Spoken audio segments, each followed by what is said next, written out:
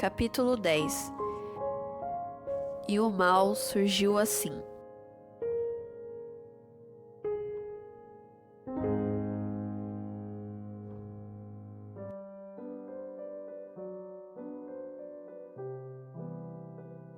Toca o interfone da casa de Jade. Hoje é segunda-feira e começarei meu estudo bíblico. Confesso que estou um pouco nervosa, respiro fundo e tento me acalmar. Dentro da casa, sento-me num sofá ao lado de Ana Gabriela e Theo. Max e Jade sentam no outro. Todos eles seguram uma Bíblia, mas cada uma diferente da outra. A de Jade é vermelha e grande, Theo segura uma preta de tamanho médio. Max tem uma do mesmo tamanho da de Theo, porém sua capa é verde. A de Ana Gabi é pequena e branca com detalhes dourados. Somente eu não trouxe uma Bíblia, pois não tenho nenhuma. Jade nota que não tenho Bíblia e pede que Theo busque uma para mim. Ele traz uma igual a dele e me entrega. A diferença que eu noto quase que imediatamente é que a dele está em outro idioma que suspeito ser francês. Lembro-me de ele ter comentado certa vez que essa era sua língua favorita. As páginas do grosso livro são finas e delicadas, com as laterais douradas. Na capa está escrito em letras douradas Bíblia Sagrada. Nunca achei que sentiria a estranha emoção que estou sentindo ao segurar uma Bíblia pela primeira vez. Muito bem, diz Jade. Agora que todos têm uma Bíblia, vamos começar. Quem pode orar para nós? Ana Gabi levanta a mão imediatamente. Jade consente com a cabeça. Fechamos os olhos e a garota ora.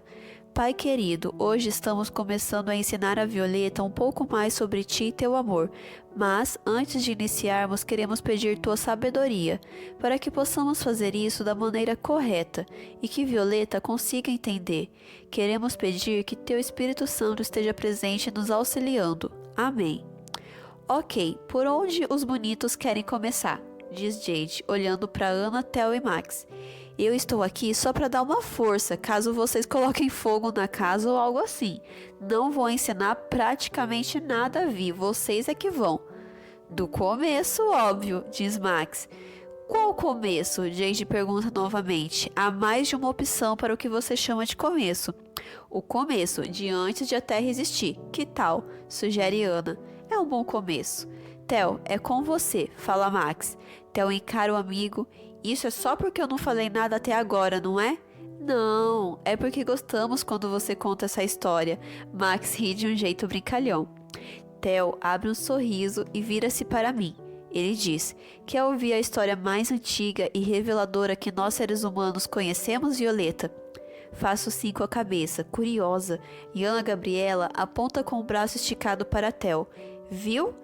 Até a introdução que ele faz é interessante. Deixa eu contar, pede Jade.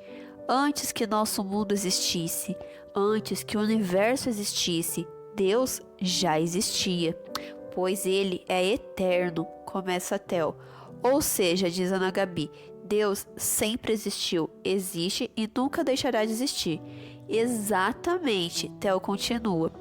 E antes de nos criar, ele criou o céu e vários outros seres humanos que chamariam de sobrenaturais, incluindo milhares de milhões de anjos. No céu, cada anjo tinha sua função e todos viviam em paz, alegria e harmonia.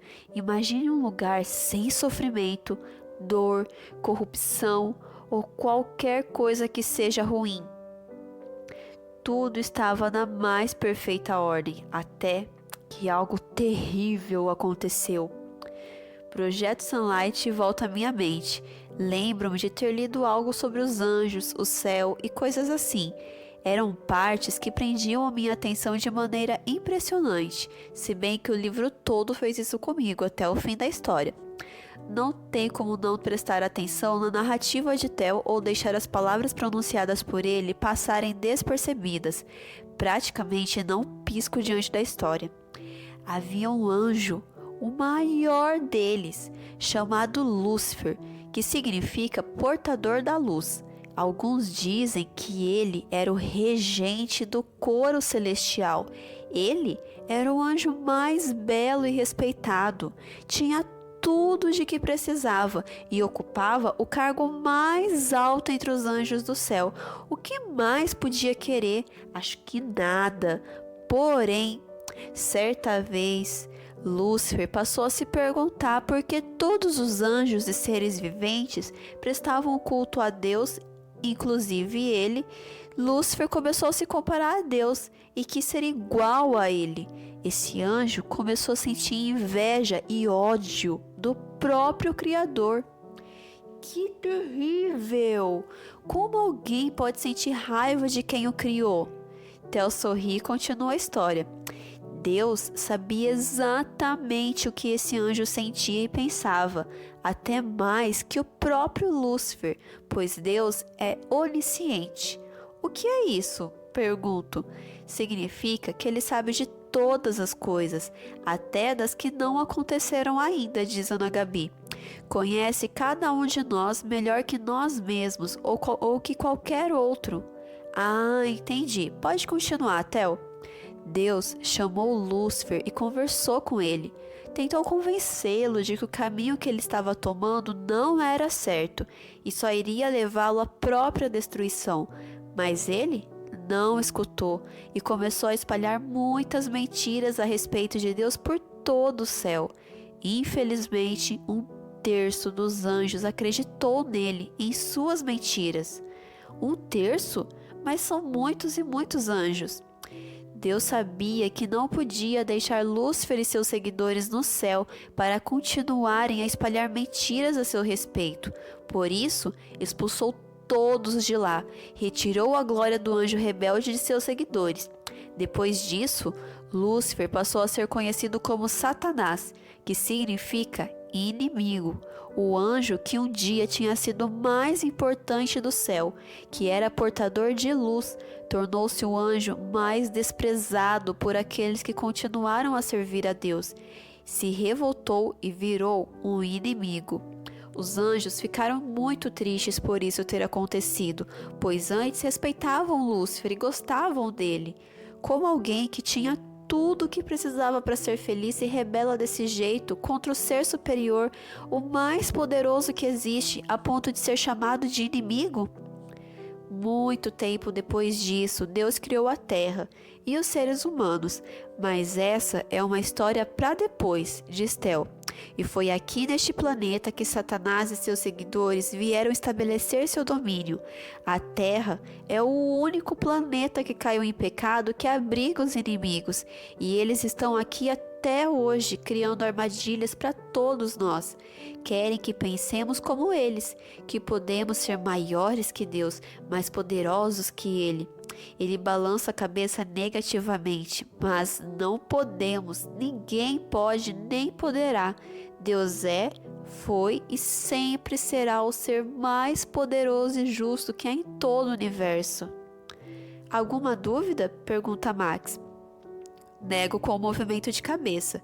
É aí que percebemos, diz Jade, o tamanho do poder que Satanás tem sobre este mundo.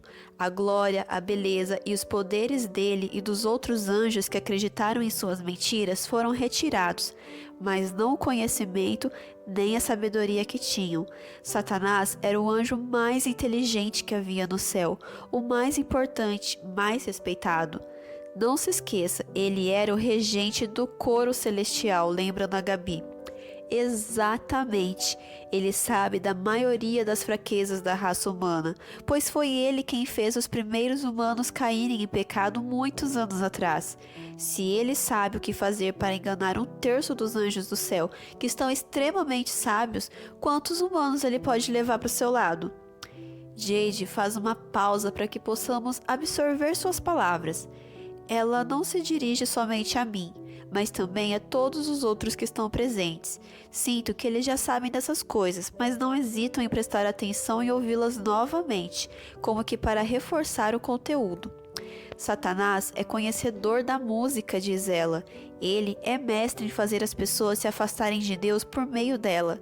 Sabe que tipo de música usar para certo tipo de pessoa ir para o lado dele, mesmo que involuntariamente.